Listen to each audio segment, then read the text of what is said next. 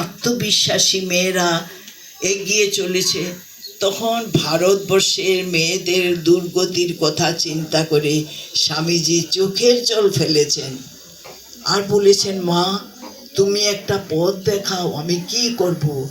এদেশের মেয়েদের দেখে চোখ জুড়িয়ে যায়, কি সুন্দর, নিজেরা পুরুষদের উপর নির্ভর করে না, সব কাজ নিজেরাই সমাধা করে, নিজেদের সমস্যা নিজেরাই সব ঠিক করে নেয়, তাদের উপর নির্ভর করে না। আমাদের দেশে মেয়েদের এত দুর্গতি মা, ওদের একটু পড়াশোনার ব্যবস্থা করলে মেয়েরাও পারবে মা আমাদের দেশে। তার জন্য স্বামীজি কিন্তু বেলুড় মঠ করার আগে তার এত মেয়েদের উপর বিশ্বাস ছিল, বারবার বলেছেন, আগে মা, মায়ের মেয়েরা, তারপর বাবা, বাবার ছেলেরা।